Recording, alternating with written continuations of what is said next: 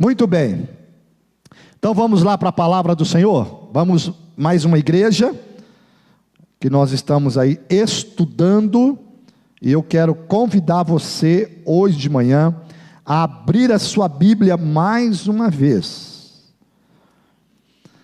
no livro de Apocalipse, capítulo 2, o livro chamado de Revelação. Nós já falamos da igreja de Éfeso, nós já falamos da igreja de Esmirna, e hoje nós vamos estar falando sobre a igreja de Pérgamo, tanto hoje de manhã, quanto hoje à noite, tá? Pérgamo. Então eu quero que você, de verdade, possa estar acompanhando conosco, tá bom?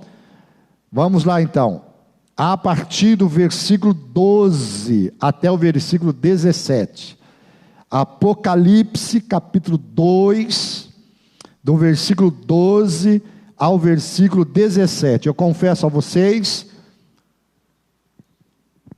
que ao ler essas cartas, ao estudá-la, né, a gente começa de verdade a ver que nós temos vivido momentos que estão sendo colocados e revelados aqui na palavra do Senhor. Versículo 12: escreve ao mensageiro da igreja que está em Pérgamo.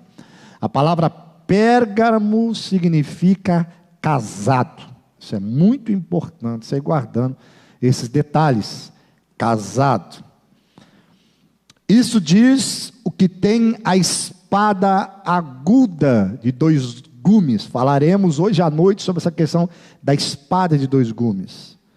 Eu conheço tuas obras, e onde moras, onde está o trono de Satanás, mas tens-te firmado em meu nome, e não renunciaste à minha fé nos dias que apareceu minha testemunha, meu fiel, que foi morto quando estava convosco, onde mora Satanás. A minha tradução é um pouquinho diferente.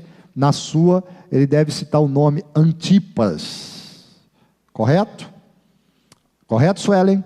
Antipas, né? É isso mesmo? Vocês acharam aí? Antipas. Aqui, Jesus o chama de minha fiel testemunha. Versículo 14: mas tem algumas coisas contra ti, que tens os que retêm a doutrina de Balaão, que ensinava a Balaque a pôr tropeço diante dos filhos de Israel, para que comessem coisas sacrificadas aos ídolos, e para cometer fornicação. Assim tu tens também o que retém a doutrina dos nicolaítas.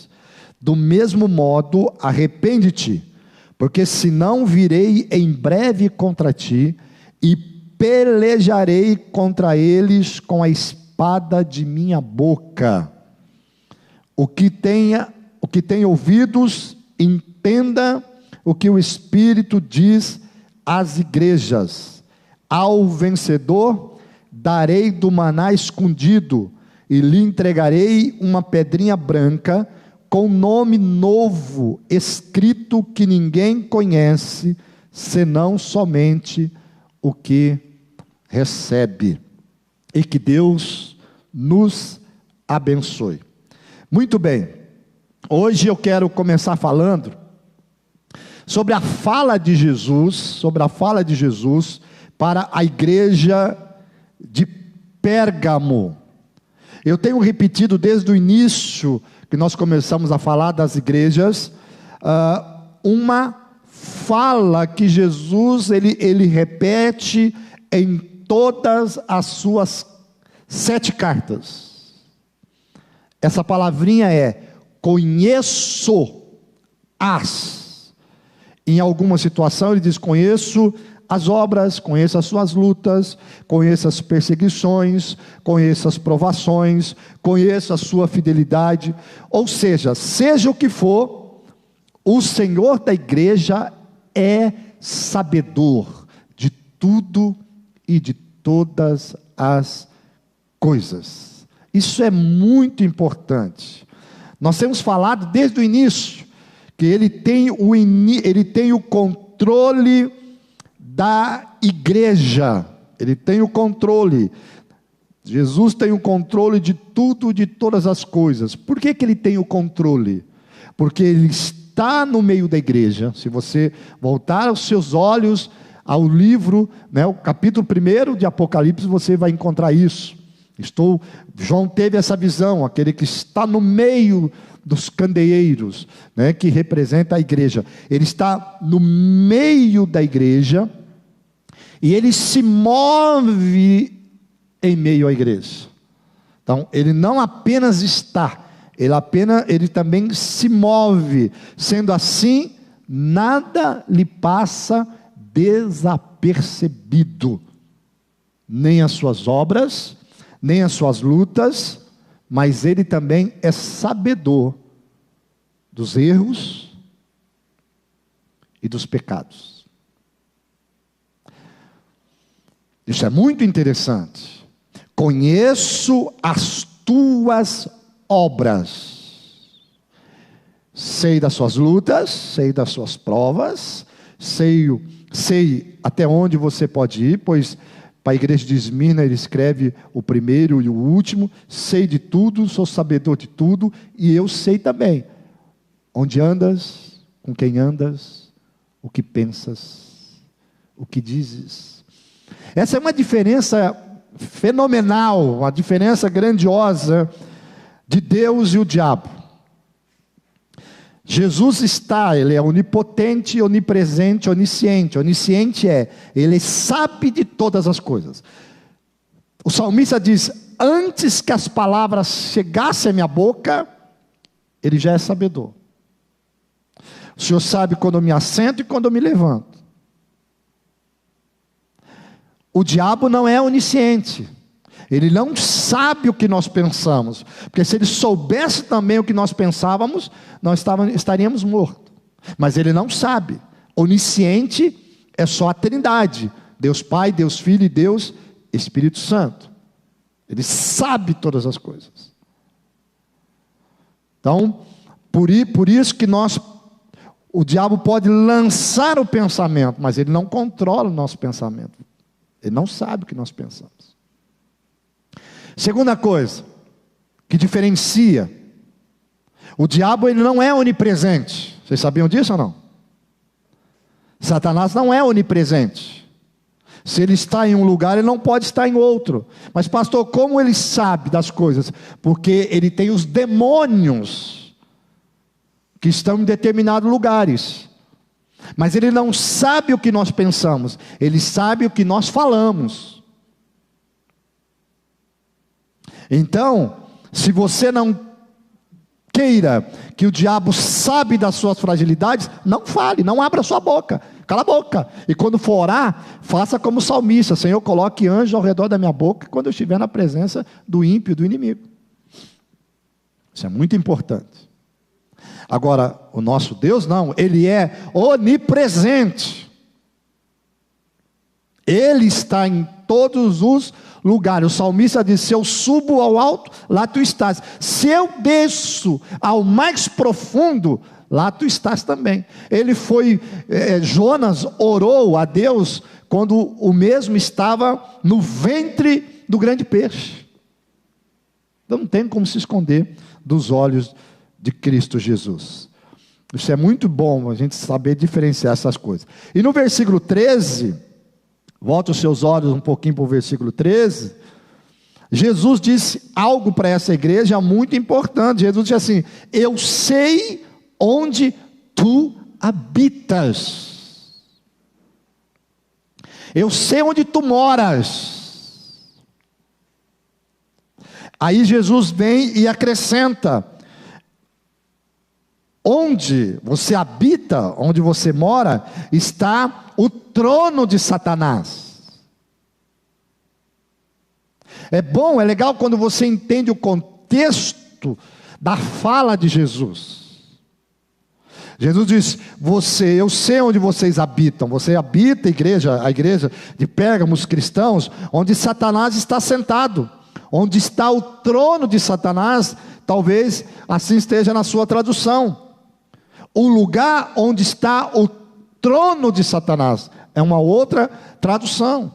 A verdade é, Jesus sabe que a igreja de Pérgamo, ela habitava em um lugar onde Satanás tinha o seu trono. Olha que interessante. Não é que a igreja de Pérgamo, ela ia até a cidade onde tinha, não, ela estava ali, ela simplesmente se converteu, ela saiu daquele meio, ela, como Paulo diz em Colossenses, ele nos tirou do império das trevas e nos transportou para o reino do Filho do seu amor. Mas eles continuavam habitando naquela cidade onde Satanás tinha o seu trono, e nós falaremos um pouquinho mais à frente. Jesus exalta a fé dessa igreja. O texto segue dizendo, isso é muito interessante, que a igreja de Pérgamo não se rendeu diante das perseguições. A igreja de Pérgamo não foi vencida, não foi intimidada pela perseguição religiosa. A igreja suportou provas tamanhas, provas tremendas, provas extremas. Este homem que a Bíblia diz aqui, que na minha tradução, Jesus o chama de minha fiel testemunha, era um homem por nome de Antipas. Quem foi Antipas? Antipas foi um pastor da igreja de Pérgamo, segundo Tertuliano. Segundo Tertuliano, olha isso, gente. Antipas foi colocado dentro de um boi de bronze. E o boi de bronze, foi levado ao fogo até ficar vermelho. Sendo então que o servo de Deus, Antipas, o qual Jesus o chama de minha fiel testemunha, morreu sufocado e queimado. Ele resistiu à morte, ou melhor, ele resistiu à apostasia até a morte. Falamos isso a semana passada. Ser fiel até a morte. E assim foi Antipas. A coragem desse homem em não se render lhe custou a própria vida. Eu já disse em outras ocasiões, vou repetir um pouquinho de maneira rápida, que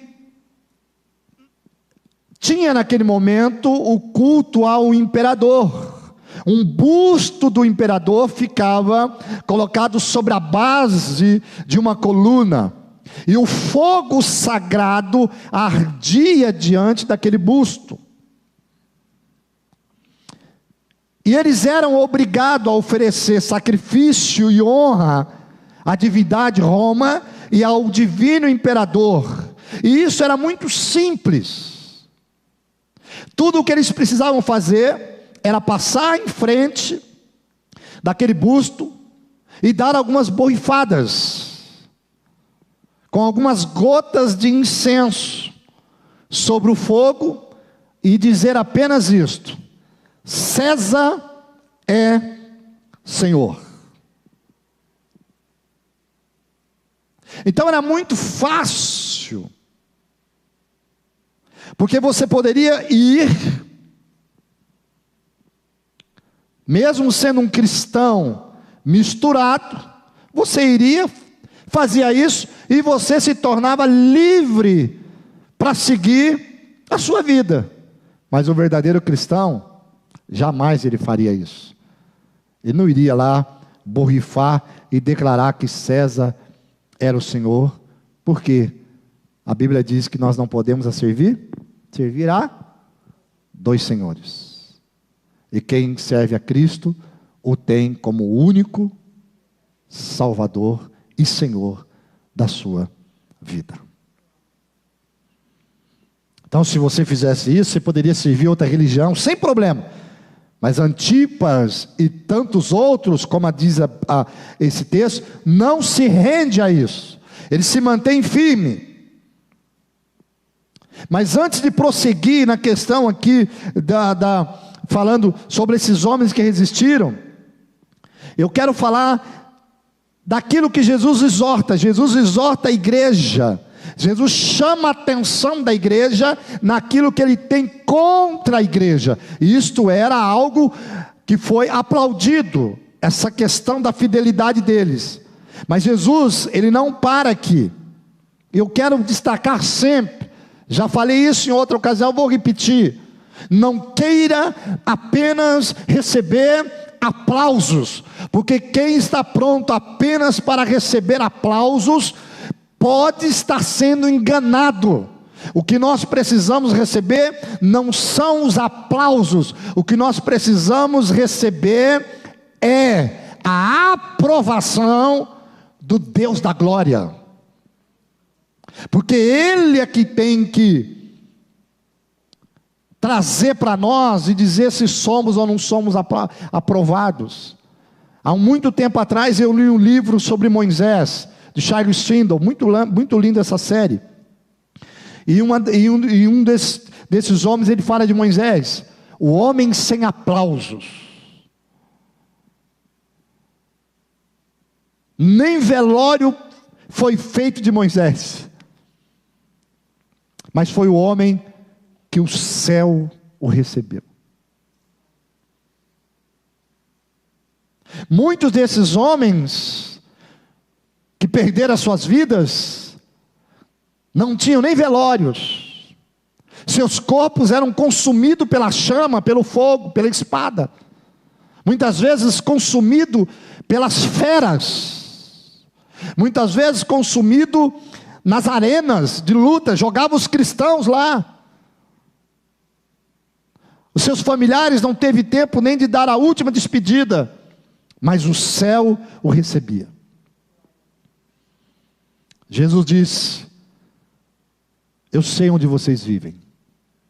Vocês vivem onde Satanás tem o seu trono. Por que Jesus disse isso? Vamos então caminhar um pouquinho por alguns comentários e buscar uma compreensão para nós prosseguirmos. Primeiro, vou repetir: Cristo não apenas conhece as obras da igreja e suas tribulações, mas também conhece a tentação que assedia a igreja, conhece o ambiente que a igreja está inserida. Jesus sabe onde a igreja cristã brasileira está inserida.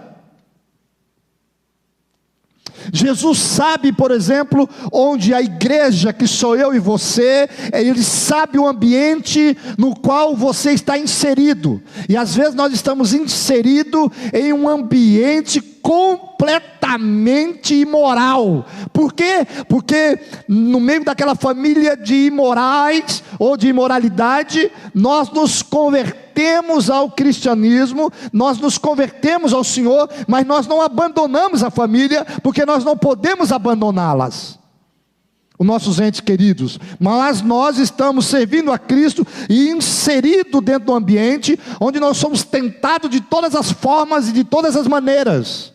Eu me lembro que quando eu e Helena nos convertemos, a gente ia ao churrasco da família, mais da família dela, e muitos dos seus irmãos, que hoje, graças a Deus, é um servo de Deus, oferecia para ela, para mim, bebidas alcoólicas, como se tirando uma onda. Esse era o ambiente que nós estávamos inseridos. Nós não podemos abandonar os nossos entes queridos. Jesus sabe qual é o ambiente, da onde você saiu, da onde Ele me tirou, da onde Ele te tirou, mas Ele vem dizendo aqui, Ele vem nos orientando, através dessa igreja, que nós precisamos tomar alguns cuidados, que é muito importante.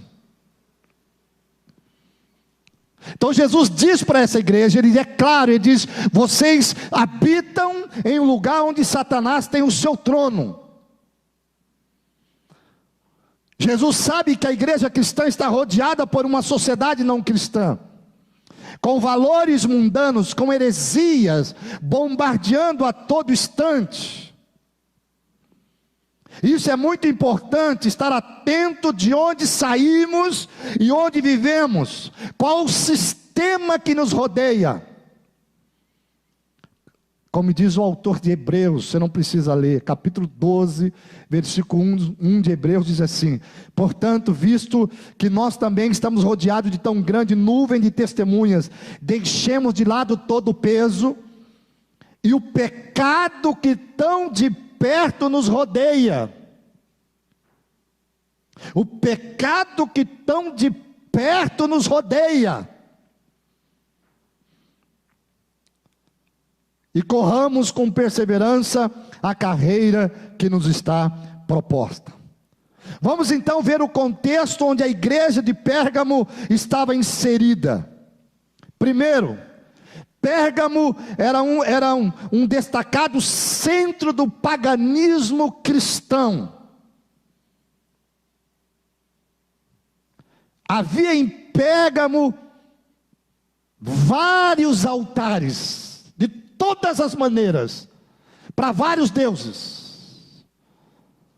Uma cidade chamada de um lugar de panteão. Tantos deuses. Vários deuses. No topo da Acrópole, ficava o famoso templo dedicado a Zeus. Quem não conhece a história de Zeus aí, né? Pelos desenhos. Uma das 7 maravilhas do mundo antigo. Todos os dias se levantava a fumaça dos sacrifícios prestados a esse Deus. Em Pérgamo havia o culto a Esculápio. Quem era aí? Eu falei um pouquinho domingo passado. Quem era esse Deus? Era o Deus Salvador. O Deus serpente, o Deus das curas. Naquela época mantinha 200 santuários no mundo inteiro. A sede era em Pérgamo. Ali estava a sede de uma famosa escola de medicina, por onde peregrinavam e convergiam pessoas doentes do mundo inteiro em busca de saúde. Para onde eles iam? Para Pérgamo. Alguém disse que a crendice misturava-se à ciência. As curas que haviam naquela cidade, muitas vezes eram atribuídas ao poder do deus serpente, Esculápio. Esse deus serpente tinha o título famoso de Salvador. Então imagina, se você prestasse culto, como eles queriam, a Esculápio, você estaria declarando que ele era o Deus Salvador. E qual é o Deus Salvador do verdadeiro cristão? Qual é o nome dele? Jesus. Esse Deus serpente tinha um título, era uma cidade com números, templos e santuários. Em Pérgamo também estava o centro asiático do culto ao imperador. No ano 29 a.C., foi construído nessa cidade, na cidade de Pérgamo, o primeiro templo a um imperador vivo, o imperador Augusto. Aí você começa a entender por que Jesus disse: vocês habitam em um lugar onde está o trono de Satanás. A liberdade religiosa reinava desde que observasse esse detalhe do culto ao imperador. Ou seja, você poderia ter outra religião desde que respeitasse o culto ao imperador.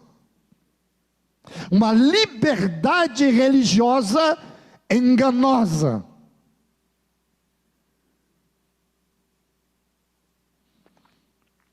É por isso que nós vivemos dias, queridos, onde muitos querem ser cristão e ao mesmo tempo servir outras religiões. Mas a Bíblia não nos dá abertura para isto. Era nesse contexto de religião que os cristãos estavam inseridos. Era nessa cidade que Satanás tinha o seu trono. O trono de Satanás, alguém disse, não estava em um edifício, mas em um sistema que ele implantava, sendo o Senhor. Pérgamo era um lugar sombrio. A luz da verdade infiltrava-se fracamente sobre a cidade. Ela estava mergulhada na confusão mental da heresia, diz Joe Stott, um dos comentaristas. Aí eu me perguntei, se existe um trono, existe um reino. E se existe um reino, existe alguém que reina. E a resposta é: o reino de Satanás é exatamente onde as trevas reinam. Comece a pensar um pouquinho. Não é um edifício, um lugar, mas é um sistema onde Satanás reina. E onde Satanás reina, onde as trevas reinam, seria o lugar onde Satanás domina, o trono de Satanás. Pensa um pouquinho em nosso país. Não seja infantil. Pensa um pouquinho na nossa nação. Na batalha espiritual que temos enfrentado. Eu quero que vocês pensem um pouquinho como igreja madura e não imatura. Onde saem as leis?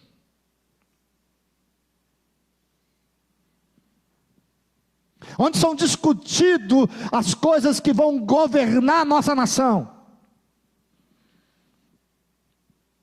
Não é na minha casa e nem na tua casa.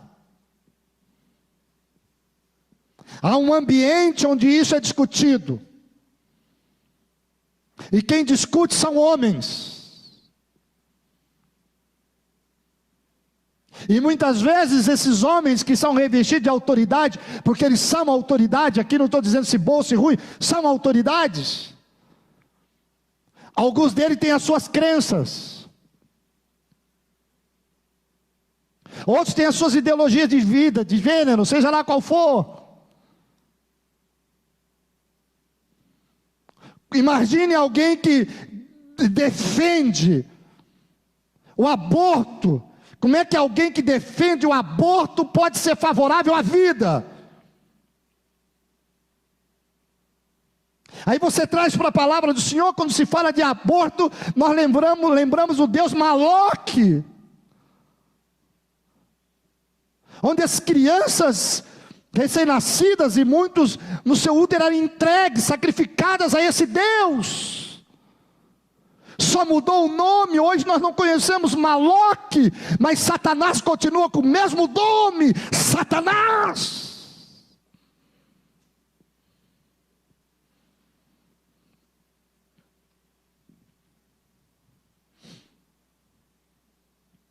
Pense um pouco. Onde Satanás reina, predomina a cegueira espiritual, floresce o misticismo, propaga-se o paganismo, a mentira religiosa, bem como a perverso ambiente que ela vive. Eu quero repetir de novo. Eu quero passar para uma outra fala de Jesus. Ele diz algo muito interessante em todas as cartas: quem tem ouvidos, ouça o que o Espírito diz à igreja. É como se ele estivesse dizendo: eu estou mandando essa mensagem para toda a igreja, mas nem todos ouvirão, nem todos aceitarão, mas quem tem ouvidos, ouça, esteja atento ao que o Espírito diz. E é um ouvido voltado para Ele. Eu fico imaginando, pensando um pouquinho, que o mesmo ouvido que ouvira a voz do Espírito Santo hoje, é o mesmo ouvido que conseguirá ouvir o toque da última trombeta. Porque o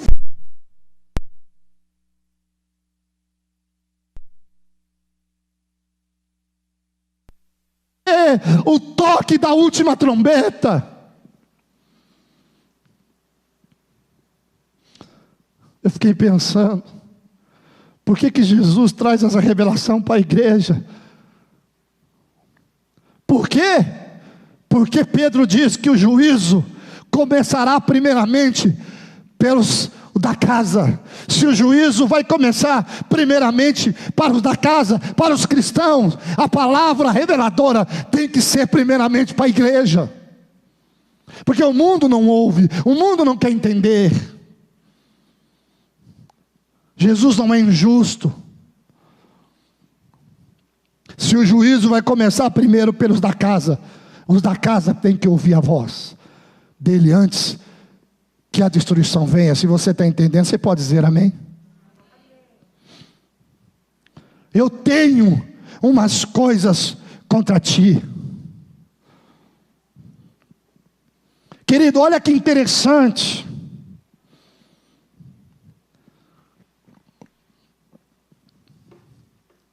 A igreja não foi vencida pela perseguição. A igreja não foi vencida pelas lutas. A igreja não foi vencida pelas provações.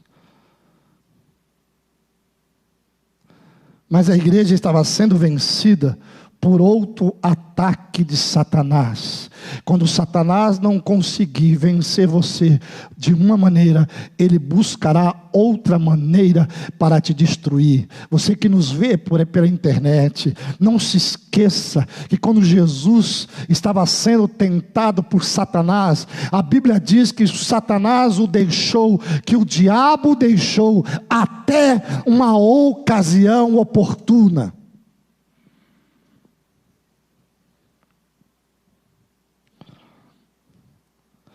Satanás muda a estratégia. Ele muda a sua maneira de atacar o povo. Pensa um pouquinho. Ele muda a sua estratégia, Denise. Dr. Rodrigo, Isabel, Suelen. Ele muda a estratégia. Não vamos atacar eles aqui, que aqui eles estão protegidos, eles estão firmes. Dessa maneira nós não conseguiremos destruí-los.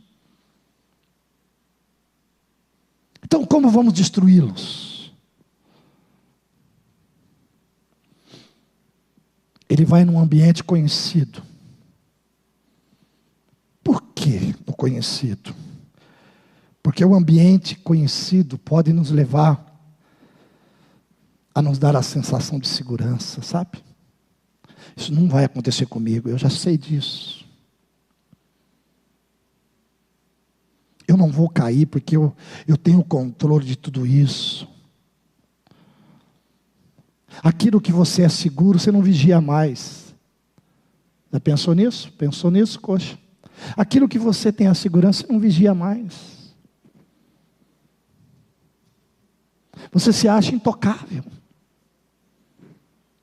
invencível.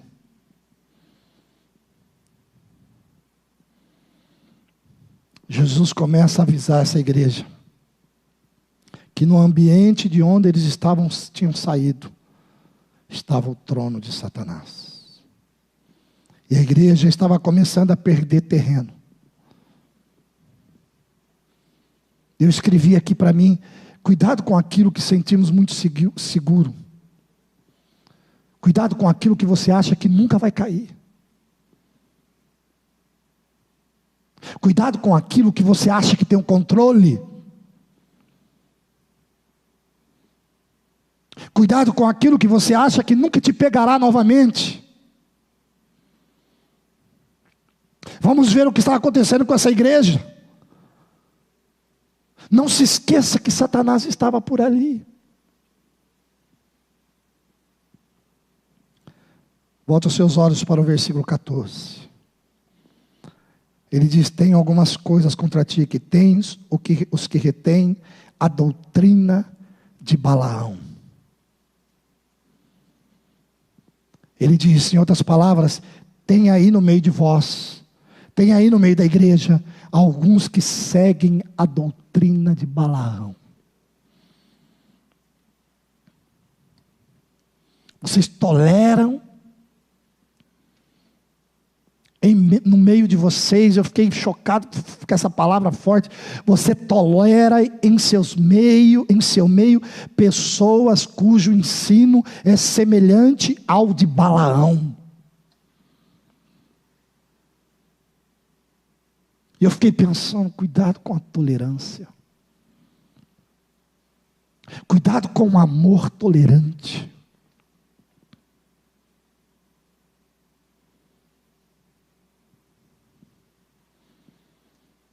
Um amor que tolera tudo. O amor de Cristo, ele é incomparável. Mas ele não tolera o pecado.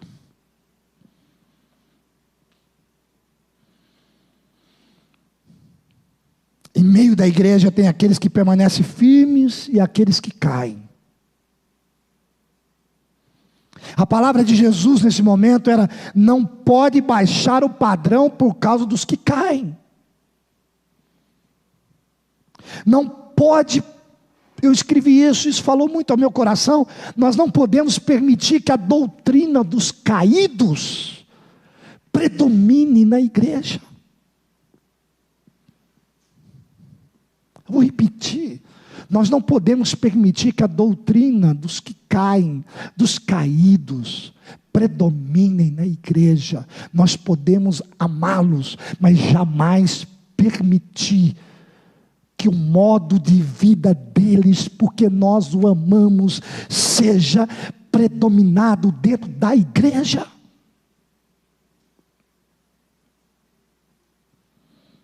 Quando a gente começa a ler essas cartas, você começa a ficar com a tua alma, fala: Jesus, me dá graça.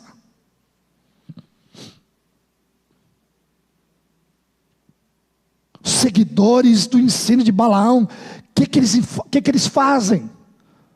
Mostrou a Balaque como fazer o povo de Israel tropeçar. E aqui eu quero trabalhar um pouquinho com vocês, de maneira rápida, porque eu não quero propagar o tempo. Vamos relembrar um pouquinho, gente. A doutrina de Balaão. Quem foi Balaão? O que Balaão fez? Olha que interessante. Jesus é apaixonante a maneira como ele se expressa. Balaão foi um profeta, cuja história é contada no capítulo 22 de Números ao capítulo 24 de Números. Depois você pode ler. Balaque, um rei inimigo de Israel, contrata Balaão. Balaão é um profeta, ele contrata Balaão para amaldiçoar o povo de Israel. Escute isso, você conhece, mas não custa repetir. Balaão prostituiu, alguém disse, Balaão prostituiu seus dons com o objetivo de ganhar dinheiro. O Deus de Balaão era o dinheiro. Mas quando ele abria a boca para amaldiçoar o povo de Israel, Deus revertia as palavras de Balaão em bênção para o povo de Israel. Ao ponto de Balaão dizer para Balaque: jamais eu conseguirei amaldiçoar aqueles ou aquele a quem Deus escolheu abençoar. Aleluia! O povo estava debaixo da proteção de Deus, guarde isto. O povo estava debaixo da bênção de Deus. Não tinha como vencê-los, não tinha como amaldiçoá-los. Não dava. Balaão diz: eu tento. Se você for ver o texto, você vai ver Balaque fica doido com Balaão. Balaão diz: eu não consigo amaldiçoar. Deus decidiu abençoá-los. Eu quero abrir um parênteses aqui. Nenhum homem, com as suas palavras, irá conseguir derrotar ou amaldiçoar aquele a quem Deus abençoou. E Paulo diz em Efésios 1:3: bendito o Deus e Pai do nosso Senhor Jesus Cristo, que tem nos abençoado com toda a sorte de bênção nas regiões celestiais em Cristo Jesus. Você está debaixo da bênção de Cristo Jesus. Sendo assim, o que Balaão faz? Ele muda a estratégia. Ele não deixa, mas ele muda a estratégia. Ele chama Balaque, tem uma conversa com Balaque, e olha o que ele faz. Ele diz: eu preciso levar o povo a pecar contra o próprio Deus, porque se o povo pecar contra o próprio Deus, Deus não irá contra a sua própria santidade e a sua verdade. Então ele aconselha Balaque a não enfrentar o povo de Israel como um exército, porque não tinha como vencê-los. Mas ele puxa e diz assim para Balaque: vamos vencê-los com mulheres sedutoras. Vamos levá-los a pecar. Vamos levá-lo a cometer algo que vai contra Deus, contra a santidade de Deus. Porque se assim nós conseguirmos, eles deixará de estar debaixo da proteção de Deus. Porque o pecado da legalidade no reino espiritual, para que o diabo possa entrar.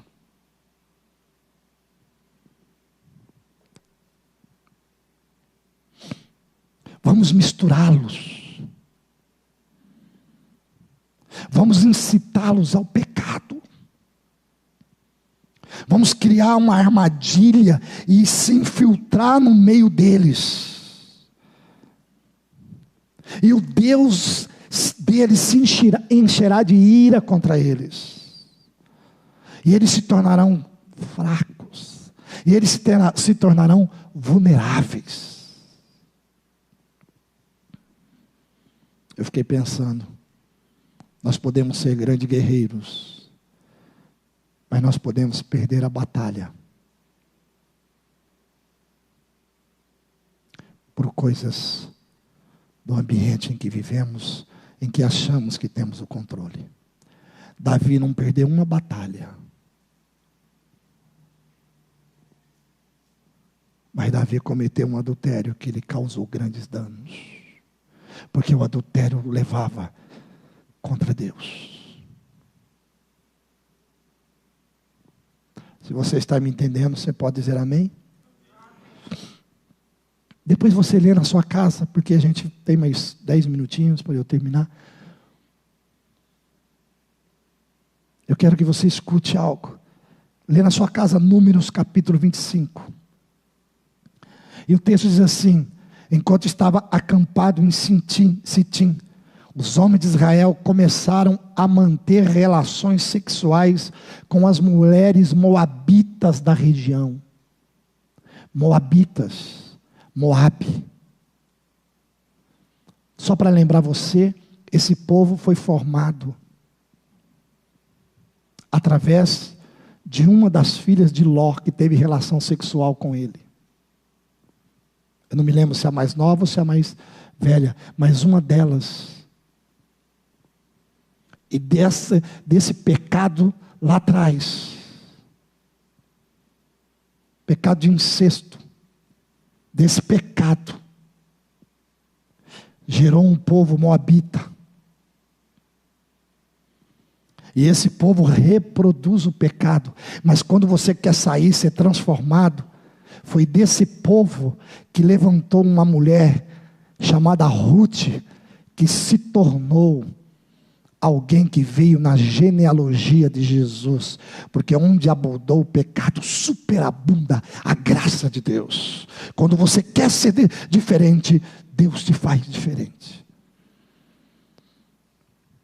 Essas mulheres infiltram, eu já assisti a cena desse fato, elas parecem todas sedutoras, e o povo de Israel estão no campo,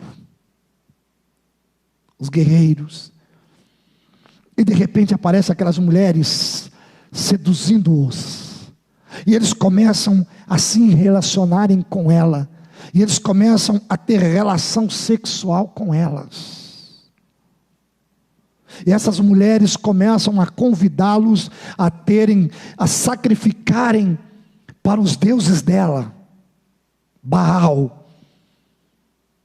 E segundo dizem, foi a primeira vez aqui que começou o culto a Baal, que teve o culto a Baal. E eles começam a adorar o Deus de Moabe. Tudo que o diabo queria. Aí o versículo 3 de Números 25 diz: assim os israelitas prestaram culto a Baal em Peor, e a ira do Senhor se acendeu contra o povo.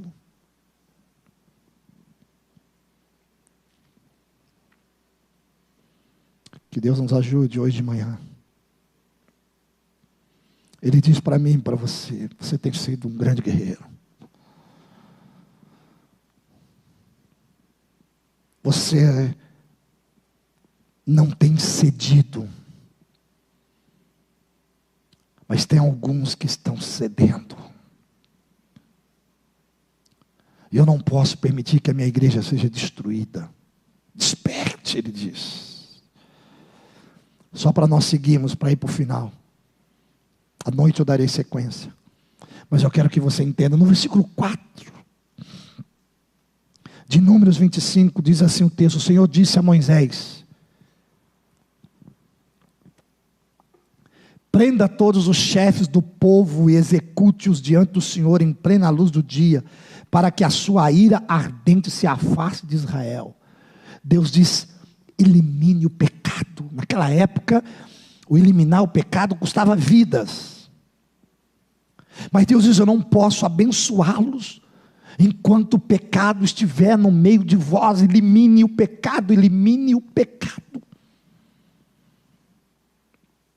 Não permita. Satanás pode até ter o trono deles. Escute isso. Satanás pode até ter o seu trono na cidade de Campinas, mas o pecado da cidade de Campinas não pode ser senhor na minha vida e na tua vida.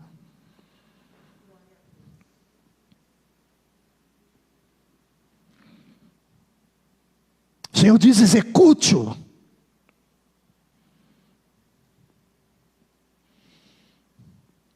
Versículo 6, para adiantar um pouquinho. Olha que diz o texto: nesse momento, enquanto todos choravam à entrada da tenda do encontro, a tenda do encontro era onde Deus se manifestava, um israelita levou para dentro de sua tenda uma mulher midianita. Diante dos olhos de Moisés e de toda a comunidade de Israel, enquanto o povo chorava, enquanto o povo clamava, um israelita que estava em pecado pega a mulher midianita. Olha isso, gente, pega a mulher midianita, a mulher que estava lá no meio do pecado, e traz ela para a tenda do encontro, traz ela para dentro da sua tenda. Ou seja, ele vai lá no campo, ele vai lá onde está o trono de Satanás, pega aquela mulher pecadora, sedutora, pega aquela situação e traz para dentro da tenda. Deus diz: não.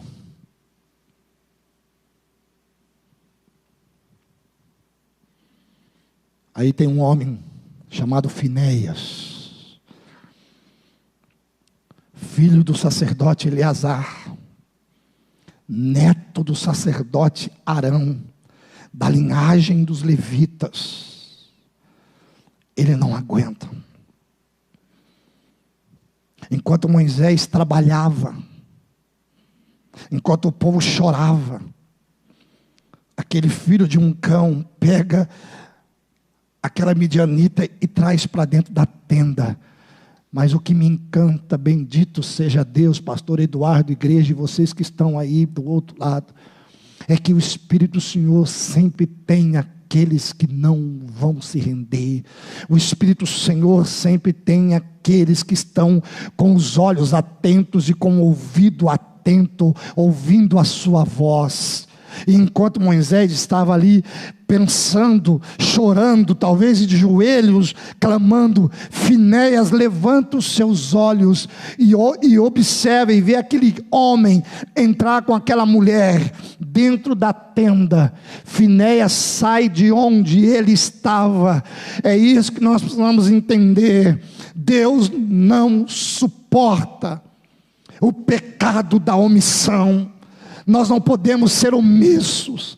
Nós precisamos entender que o amor de Deus não aceita pecadores que não querem mudança de vida. Nós não podemos aceitar essa onda, o amor, o amor, o amor, porque o amor, porque o amor, porque o amor, porque o amor. O amor de Deus enviou Jonas para a cidade de Nínive e fez com que Jonas, mesmo contrário ao que ele queria, pregasse para a cidade de Nínive. A cidade de Nínive se converteu. Deus tira o juízo de sobre a cidade de Nínive. Mas quando você vai ao profeta Naum, que levanta uma outra geração, que levanta um outro povo, que não quis nada com Deus, Deus não envia o seu amor, Deus envia a destruição, Deus envia o juízo. O amor de Deus é para o arrependimento do pecador.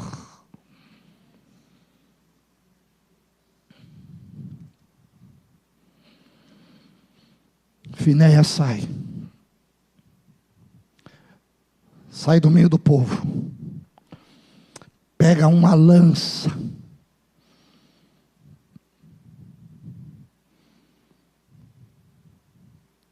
vai até a tenda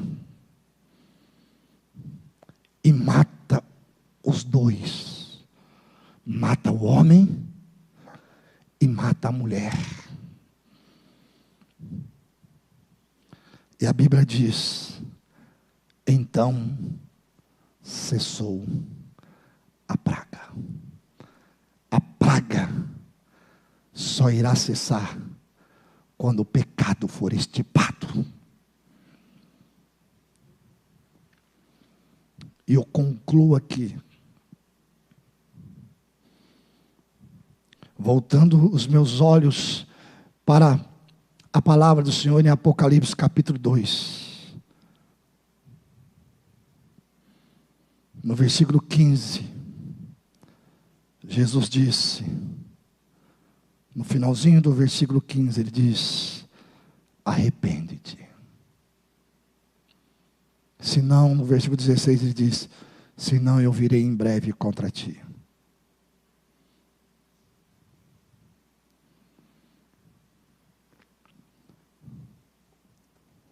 Deus é amor, mas Deus é santo. Ele não vai negociar a santidade dele.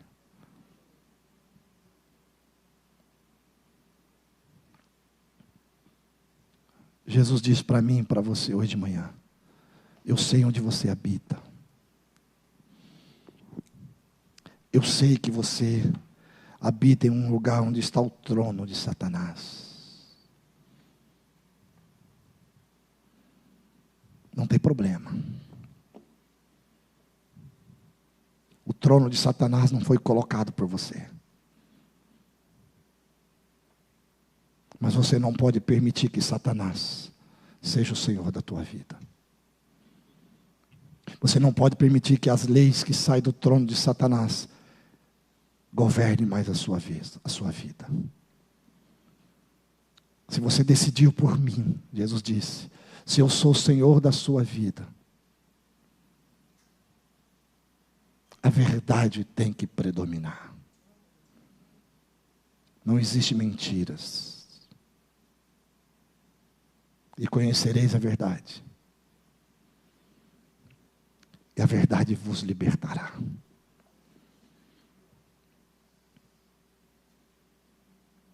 Hoje de manhã, queridos, Jesus diz para mim e para você, sei que tu és guerreiro, mas cuidado, o diabo vai seduzir de outra maneira, para tentar destruir tua história, para destruir a tua vida. E hoje de manhã nós precisamos nos levantar e dizer, Senhor, o trono de Satanás eu não consigo derrubar de repente, porque o Senhor é quem está cuidando disso.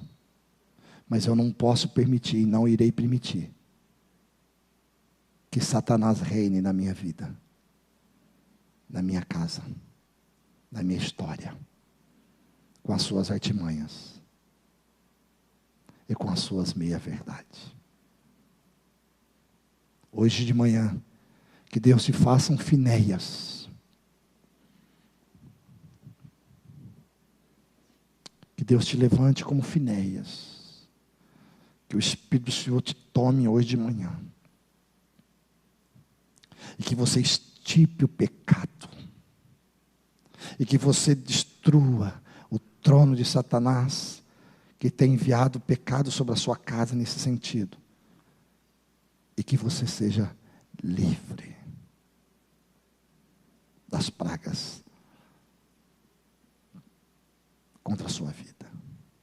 Fiquemos em pé, vamos orar.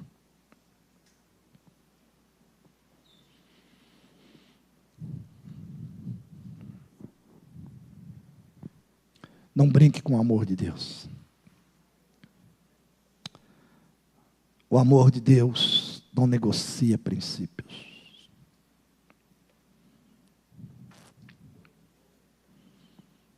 O amor de Deus é para te tirar da influência do trono de Satanás. O amor de Deus te tira do império das trevas e te transporta para o reino do Filho do seu amor. O amor de Deus te tira de onde Satanás tem o seu trono e o leva para viver sob o comando do trono de Deus. Que coisa linda! É tempo que você possa viver o amor de Deus. Mas o amor de Deus não negocia princípios.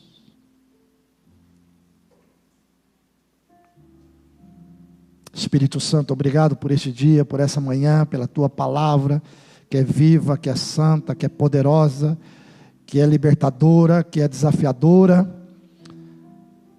que sara, que cura, que transforma, que desperta, que revela o que está em oculto.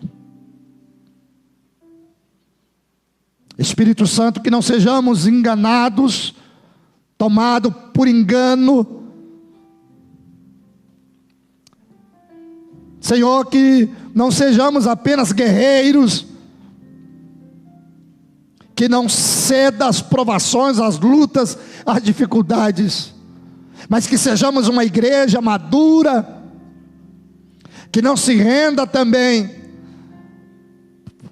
às maneiras sedutoras do inferno. Nos ajude, Espírito Santo, a sermos homens e mulheres santos, homens santos, mulheres santas, jovens santos. Podemos viver na nossa cidade, no nosso país, onde ainda existe corrupção, mentiras, enganos, doutrinas de Balaão, de Nicolaitas, mas que não sejamos seduzidos a querer viver da mesma maneira. Vivemos em um país que ainda se apoia, Senhor, casais homo. Ainda existem pessoas que aceitam. Nós somos chamados para ser o contrário. Renova a nossa força, que tenhamos hoje de manhã a coragem de Finéias, e não só a coragem de Antipas, mas também a coragem de Finéias, de dizer: não aceito, não quero, não permito que na minha vida seja alojado aquilo que o diabo determina do seu trono. Bendito seja o teu nome. Abençoe o teu povo, abençoe a tua igreja, abençoe cada um de nós, que avancemos como guerreiros, mas como homens e mulheres guerreiros, que não se curva, mas que também não seja envolvido pela sutileza do pecado. Nos fortaleça, que a tua graça seja abundante, e que se porventura alguém sentiu tocado pela tua palavra, que haja um arrependimento, antes que o Senhor, como diz o Senhor na tua palavra, antes que eu venha contra ti. O Senhor ainda nos dá o tempo do perdão, do conserto e da aliança. Nós te louvamos e te bendizemos em o nome de Jesus Cristo. Amém, amém e amém.